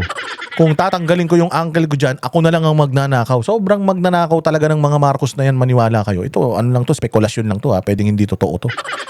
Pero sa sobrang magnanakaw ng mga Marcos, tinanggal nila yung isang pinsan nila na magnanakaw para masolo nila yung pera. Kasi OJT yung anak niya nito Nakita siguro ni Sandro kung paano mag-operate ito. Ngayon, feeling nito ni Sandro dahil tatay niya presidente, kayang-kaya niya. Maglalagay ako ng tao dyan as speaker, ako pa rin ang magmamando. Kaya tinanggal nila ito. Oo, tinanggal nila ito. Nung tinanggal nila ito, tinanggal nila si Zaldico bilang Appropriations Committee Chairman. Alam na natin na ang kumikilos to si Sandro. Sobrang suga pa nung bata na yan. Putya, patitsuhin niya. Patitsuhin niya, naka-riding in tandem nila. Putya, tinanggalan niya na siguro ng kita. Ganyang kaganid ang mga Marcos at saka Romualdez. Tingnan mo kung gano'n sila kaganid Sila nagkakagatan, kayo pa kaya na mga bumoto sa kanila? Sino ba kayo? Kung sila nga na mga magkakamag-anak, sama-sama na sila nagnanakaw, hindi pa sila nakukontento Sinasabi niya rito may substandard sa kanila, which is true. Ang daming mga vlogs. Nagpunta dyan si Boss Mill. Nagpunta dyan si Madarahog. Ine-expose nila yung mga flood control projects dyan. Hindi nagpupunta dyan noon si Vince Dizon. Nagpunta na lang dahil napilitan, kumakalat na sa social media. Oh, totoo rin naman sinasabi ni Sir na sinasabi nyo, magnanakaw ako, tinan nyo yung distrito ko, tinan nyo yung distrito ni Sandro. Sino magnanakaw sa amin dalawa? Gago, parehas kayo. Magkamag-anak kayo eh. Flood control projects. Zero. And that is verifiable. To prove this point, I'm authorizing my staff to share and release to the public the list of all the projects in my district that the authorities may deem attributable to me. Let the public scrutinize and verify for themselves. As I already mentioned, corruption of this scale is not a one-man operation. It requires two things. Not a one-man operation. Corruption of this scale is not a one-man operation. So inaamin niya na he is part of that operation. Kasi alam niya na hindi ito one-man operation.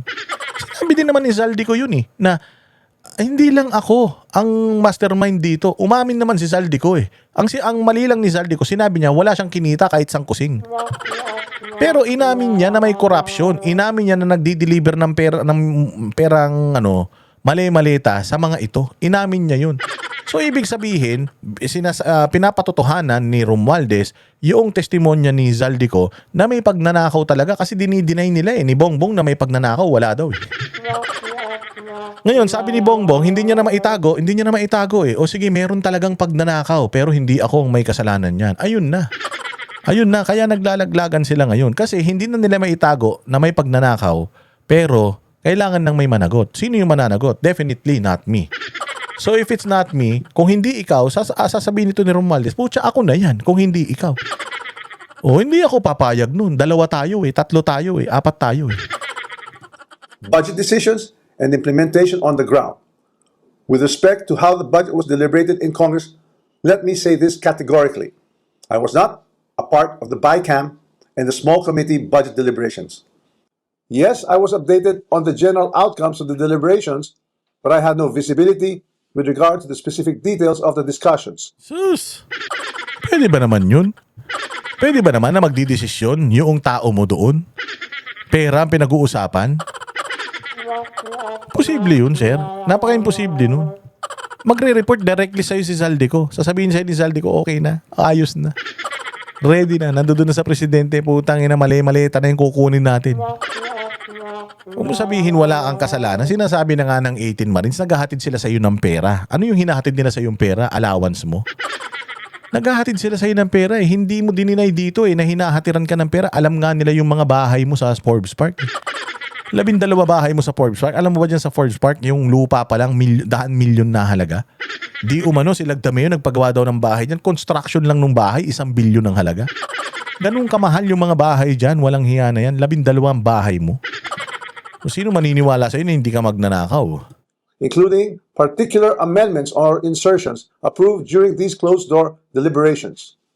Records would show that I did not participate in those meetings and I was not privy to what exactly transpired during the deliberations. However, 2 people were instrumental in making those budget decisions. Chis Escudero and Zaldico. Ayun na, dilaglag pa si Chis. Kasi bakit itinuro mo si Chis Escudero? Itinuro mo si Zaldico. Pero hindi mo itinuro yung pinsan mo. Sinasabi mo lang, executive. Bakit hindi mo mapangalanan yung pinsan mo? Style lang nilang dalawa to. Style ni Bongbong ito at saka ni Romualdez na kunyari nagtatalo silang dalawa. Na kunyari naglalaglagan silang dalawa. Pero kung magkagipitan na, talagang maglalaglagan sila kasi nilalaglag niya na si Sandro Di lang niya mapangalanan pero nilalaglag niya na dito sa testimonya niya. Pero ang nakakatawa, binanggit niya yung pangalan ng 2 tao, si Chis Escudero at saka si Zaldico, tapos hindi niya binabanggit yung pinsan niya. Gago. Si Chis Escudero, pwede rin palang sabihin ni Chis Escudero, ako ang Senate President. Pero meron na akong mga tao dyan. Sila Jinggoy, sila JB, sila ganito. Sila may kasalanan, hindi ako. Pwede ba sabihin ni ni Chis Escudero yun? Hindi. Pero ito lang kasi ang gusto kong ipaintindi sa inyong mga kababayan ko, ha? Si Chis Escudero, whether tumanggi siya o hindi, sinabi na ni Inday Sara ito na 2 lang ang may hawak at may kapangyarihan sa budget. Dinadala yan sa Senado, formality na lang dahil yun ang proseso. Pero kahit ano ang gawin ng Senado, kahit anong pigil ng Senado, masusunod pa din yung ginawa ng Kongreso. Kasi yung ginawa ng Kongreso, may basbas yun ng presidente. Yun yung sindikato nila eh. Kaya nga natatandaan ninyo si Bato, yung budget, hindi siya pumirma doon. Oo, pero may nagawa ba yung hindi niya pagpirma? Wala. Bakit? Kasi nga, majority, pumirma na lang dahil yun talaga yung direksyon. Because kung hindi ka pipirma, kung hindi mo i-approve, wala ka ng budget, aatakihin ka nila. So mas naniniwala ako na walang kinalaman si Cheese dito. Si Cheese, wala na lang siyang magawa. Senate President lang siya, pero wala siyang magawa. Kasi 3 tao yung magkakakutsaba.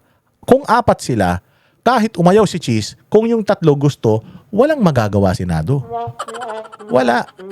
Mapupush pa din yan. Because in the end, pagdating yan kay Pangulong Marcos, kung ano man yung ginawa ng Senado na pag-update dito sa galing sa Congress, i-veto lang yan ng presidente. Sasabihin lang ng presidente, ayoko nito, ilagay niyo yung original. Ilagay niyo yung original, pipirmahan ko yan. Matatapos na yung matatapos na yung taon. Wala na kayong magagawa. Sige na, putangin na nyo, bahala kayo sa buhay nyo. So si Cheese Escudero, the fact na nilaglag dito ni Romualdez, niligtas niya yung sarili niya at saka yung pinsan niya dahil di niya pinangalanan yung pinsan niya. Although, nagparinig siya ng executive. Kasi nga nung sinabi niyang executive, anong sagot ng Malacanang? Hindi, ang sangkot diyan yung sila Amina Pangandaman. Hindi nila pinapaalam kay Bongbong magre-release sila ng pera. Gago, pwede ba 'yun? Napakalabo nun. Hindi pwedeng mangyari 'yun. Parang yung sa din yan, yung sa asukal nung una, tandaan ninyo. May pirma si Bongbong Marcos doon sa pag-aangkat ng asukal, tapos sinabi wala siyang kinalaman doon. Yung pirma daw na yun, ang pumirma, yung secretary ng Department of Agriculture. Pwede ba yun? Pangalan mo, tapos siya ang pipirma. Ganun ang ginagawa nila dito. So tinatarantado nila tayo, nilalaglag nila dito si Cheese Escudero at saka si Saldi ko lang para maiwas siya. Sasabihin niya sa pinsan, ba't di naman kita pinangalanan? Sabi ko na executive, pero madami naman kayo sa executive Yun din ang sinasabi ng Malacanang ngayon, marami sila sa executive. Bala kayo, hindi kayo makakalusot sa amin, maniwala kayo. So, kung sino yung tinuturo nila, yan yung less guilty. Kung sino yung mga nagtuturo, yan ang guilty. Tinan mo, sa Congress, ganun din. Kung sino yung mga bumabatikos kay Inday Sara pagdating sa corruption, sila yung mga unang-unang corrupt. Kurakot si Luistro, may kaso yan nung cat's eye dyan sa Batangas. Ito si Abante, natalo yan, tas ang daming mga relos na mamahalin, tapos nila lifestyle check mo si Inday Sara. Si Terry Ridon, tinanggal yan ni Pangulong Duterte sa posisyon dahil tarantado yan, kurakot yan, kaya tinanggal. Tapos sila ngayon ang sila ngayon ang naghihiring kay Inday Sara. Ganun ang style ngayon. Kung sino yung magnanakaw, sila yung mga itinuturo. Kaya nga sabi ko sa inyo, si Bong Revilla, nakakulong ngayon, may kasalanan yan? Wala. Kung si Martin Romualdez, walang kasalanan, si Bong Revilla pa kaya? Kaya nakakulong yun para lang masabi mga bossing na merong nakulong na politiko. Pero yung pinaka nakulong, yun ang walang kasalanan. Sino unang nakulong? Walang kasalanan. Nakakulong si Pangulong Duterte, walang kasalanan. Nakakulong si Pastor Apollo Kibuloy, walang kasalanan. Nakakulong si Revilla, malamang walang kasalanan. Kasi bakit? Sila hindi pa nakakulong Si Romualdez, si Saldico, si Charis at saka yung tatay niya.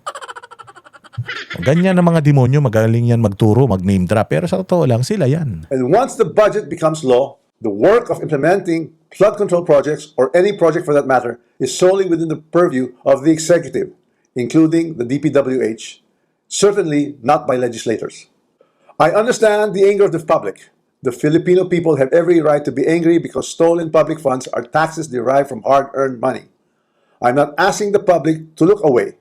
I'm asking everyone to look where the evidence points, not where it is politically convenient or politically motivated.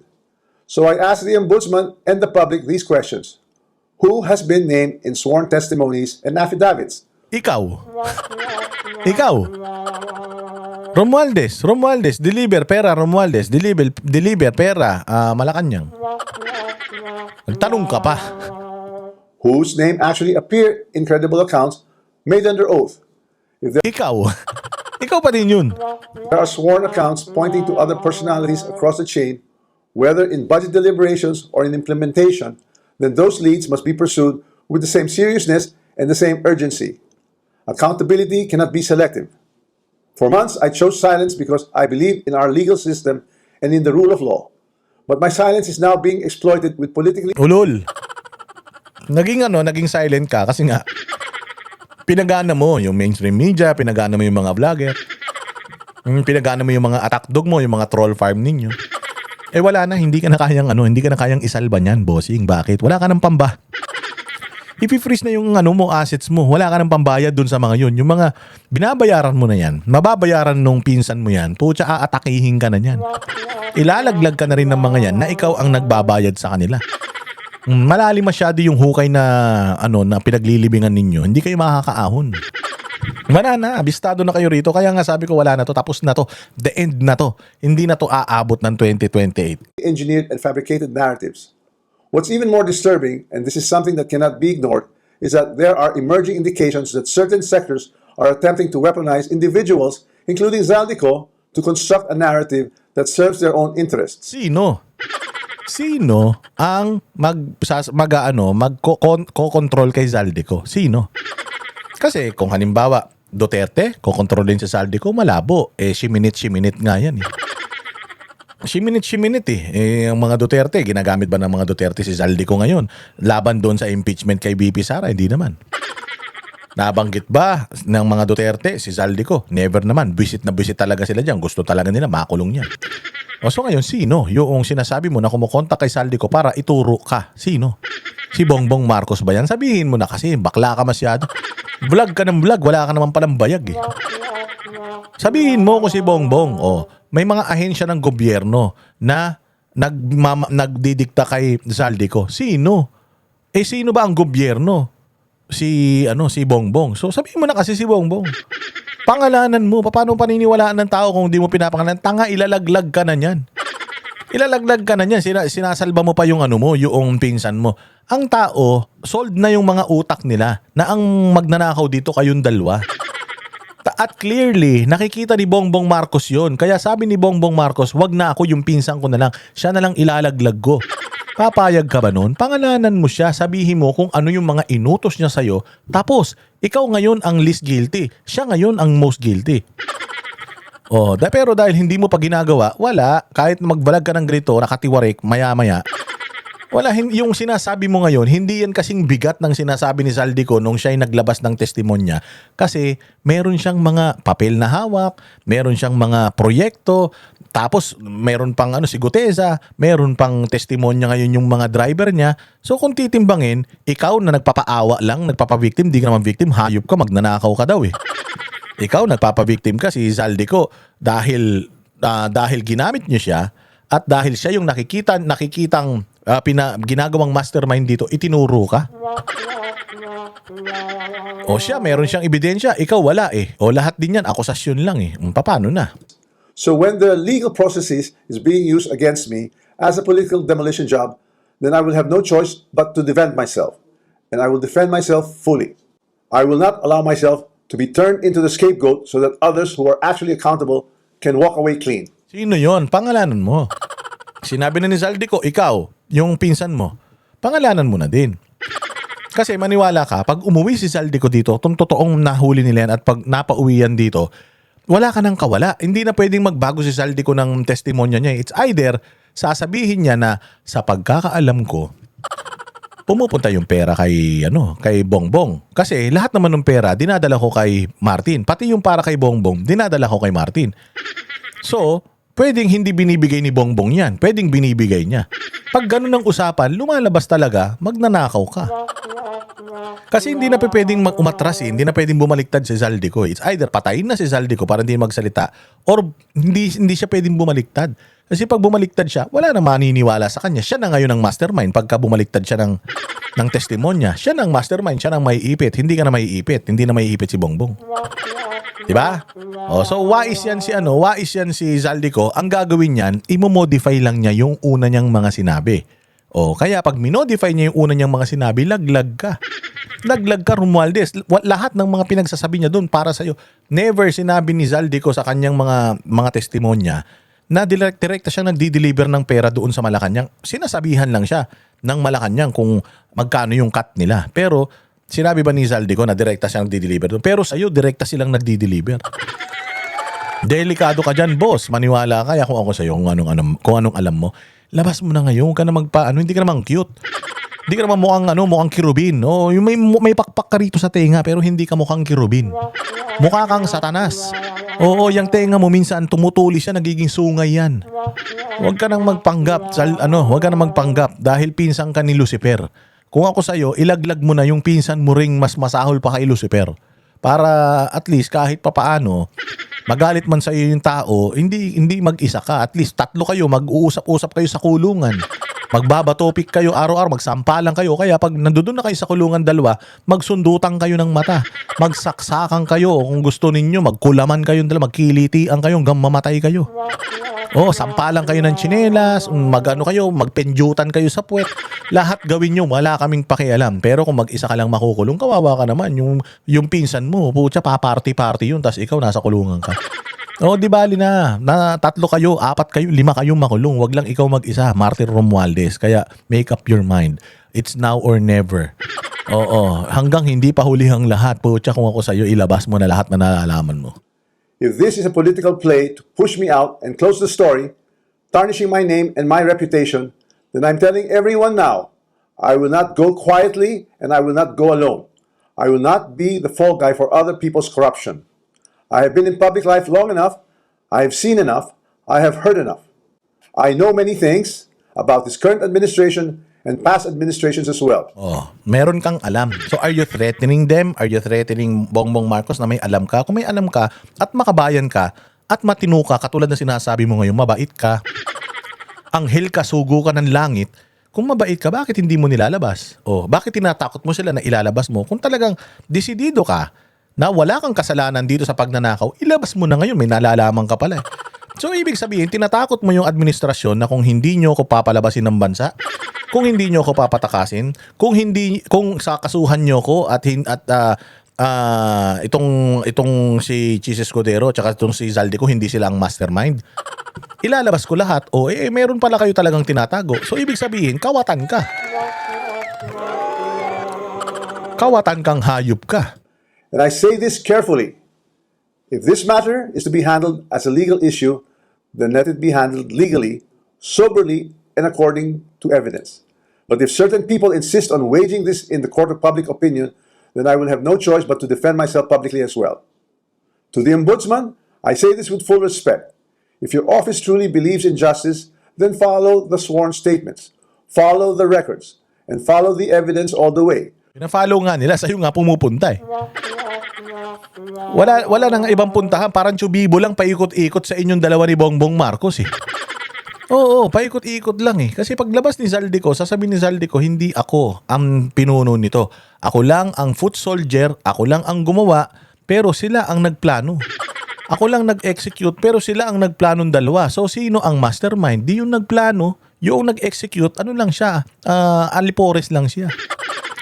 Errand person lang siya. Messenger lang siya. Oh, sasabihan mo si Ombudsman, kahit anong tumbling ang gawin ng Ombudsman, kasi kung pwede lang isisi ni Ombudsman to kay Inday Sara, kay Pulong, kay Baste, at saka kay Pangulong Duterte, gagawin niya eh. Kaya lang wala eh. Wala talaga eh. 2024, 2025, kayo naman na nandiyan dyan. Wala na si Inday Sara sa inyo noong 2024. Dahil tinatarantado nyo na. Oh, anong gusto nyo gawin kay Remulla? Hindi naman siya nagmimilagro. Tangin ng mga bobo na ito. Do not stop where it is politically convenient. Do not settle for the easiest headline. Do not confuse public pressure with prosecutorial duty. What I ask of the Office of the Ombudsman is simple. Follow the rule of law and due process. This is a serious matter and it should be handled with seriousness, not with haste, theatrics, or shortcuts. I'm ready and willing to respond to every allegation in the proper forum, through the proper pleadings, motions, and submissions. O yun naman pala eh. Ready ka naman pala eh. O, ay di tanggapin mo na yung plunder, malversation at kung ano-ano pang kaso, betrayal of public trust na i-file sa'yo ni Ombudsman. Ba't tinatakot mo si Ombudsman? Kailangan kang kasuhan ni Ombudsman. Kung kakasuhan man si Chis, so be it. Ganun talaga. Si Zaldico at saka si Bongbong. Kaya lang, hindi naman impeachable offense man ang presidente. Immune man siya sa suit. So ngayon, hindi siya pwedeng kasuhan nito ni Ombudsman ngayon. Kayo yung pwede niyang kasuhan ngayon. Di harapin mo. Ready ka naman pala eh. Anong iniiyak mo? Anong iniiyak mo? that the law allows. And to those who think they can throw me under the bus to save themselves, this is what I have to say to you. I am ready to Nobody's actually throwing you under the bus but your cousin. Si Jesus Escudero, hindi naman sinasabi ni Jesus Escudero ngayon kahit na kakasuhan siya ng ombudsman, hindi naman niya sinasabi ikaw may kasalanan. Wala siya sinasabing ganun. Si Sal, di ko man lang nagsasabing ikaw may kasalanan, tsaka si Bongbong Marcos lang naman nagsasabi ikaw may kasalanan. Oh, so sinong pinatatamaan mo dito? Tangina, lito na sila, hindi na talaga nila alam kung anong gagawin nila. Putsang ina, sabi nila, paano ba to? Ang bobo nyo naman kasi pwede naman kasi magnakaw ng konti lang. Konti lang. Magnanakaw man kayo talaga lahat. Hindi naman kayo magpupolitiko kung hindi kayo mga kawatan. Kawatan man kayo lahat, alam naman namin yun. Pero putsang inang yan, hinubos nyo eh. Talagang nilaklak nyo lahat, nilagyan nyo lang ng bakal yung proyekto, putsang ina, sinertify nyo as complete, tapos nagati-hati kayo sa pera eh. Yun ang problema kasi sa inyo, masyado kayong ganid, putang ina ninyo. Ilan mga taon na kayo? Senior citizen na kayo pare-pareho. Umabot kayo ng 20 years, napakapalad nyo.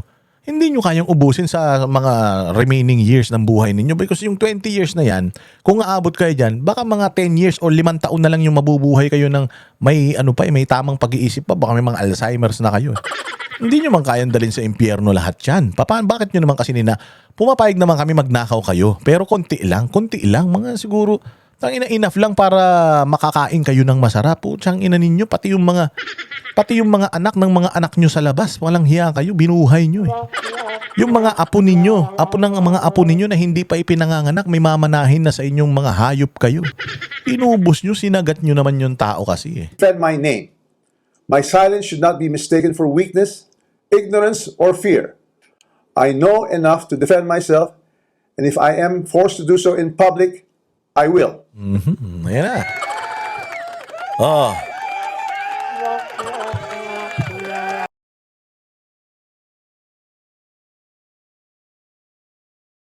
Kami ang boses ng masa, hindi natatakot. Katotohanan lang, di kami nalulunod. Walang bahid ng sismis, lahat ay totoo. Kahit sino ka pa, pag mali ka babanatan ka. Walang pinipili kulay, wala kaming kinikilingan. Basta para sa bayan, kami lalaban. Pagdama palakpakan, pag mali banatan. Di matitinag, di matatakot, para sa bayan tuloy ang sigaw. Sa harap ng kamera, walang halong takot. Mga baluktot, lahat kayo'y tutuwa.